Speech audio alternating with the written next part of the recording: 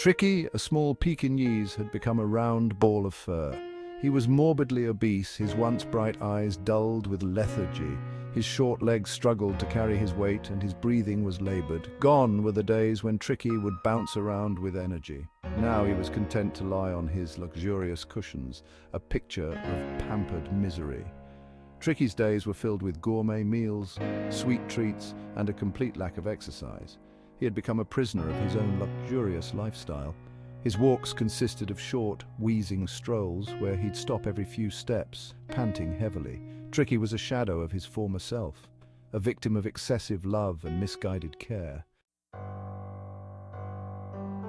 Oh, my poor Tricky. What can I do to help him? He just doesn't seem to want to eat anymore. I've tried everything. The finest cuts of meat, the richest gravy, chocolates and cakes. Nothing seems to work. Every day he seems to lose more of his appetite. I've consulted so many specialists, but no one can tell me what's wrong.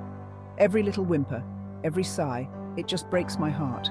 I just want him to be comfortable, to be happy. Is that too much to ask? Mrs. Pumphrey, a kind-hearted woman, was deeply concerned about Tricky's deteriorating health. She tried everything she could think of to alleviate his supposed suffering. She plied him with delicacies, convinced that he needed constant nourishment.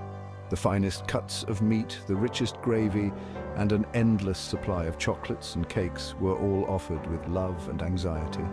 Each day she watched with growing concern as Tricky refused to eat his meals, his appetite seemingly diminishing with each passing day. She consulted numerous specialists, desperately seeking a cure for his mysterious ailment. Every whimper, every sigh from Tricky sent her into a frenzy of worry. She pampered him with soft pillows, warm blankets, and constant attention, mistaking his discomfort for signs of a delicate constitution. Unbeknownst to her, she was contributing to his decline.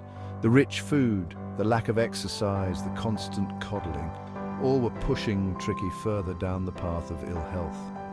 Her love for Tricky was unquestionable, but it was a love that was doing more harm than good. Doctor, please, you must help Tricky.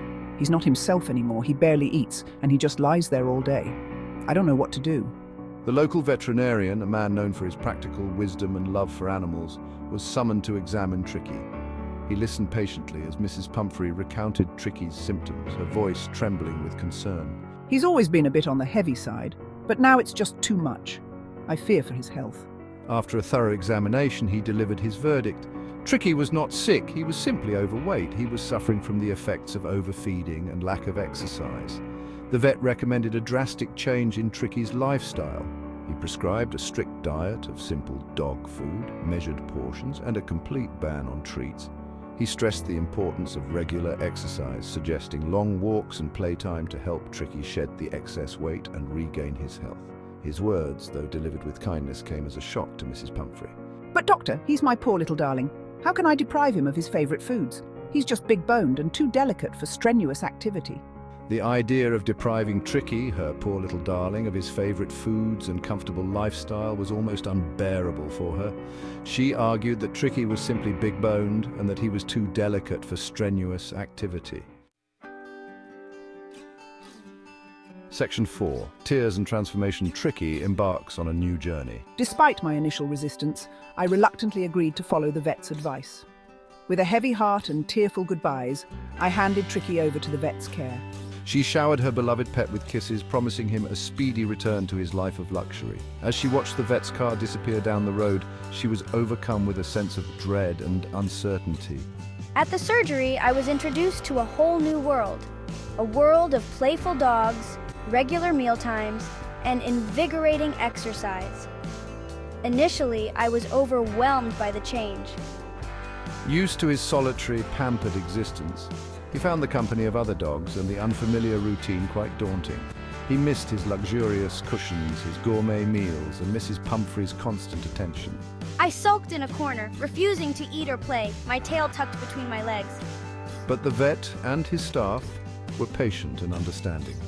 They coaxed him with gentle encouragement, tempting him with the simple pleasures of dog biscuits and playful romps in the yard.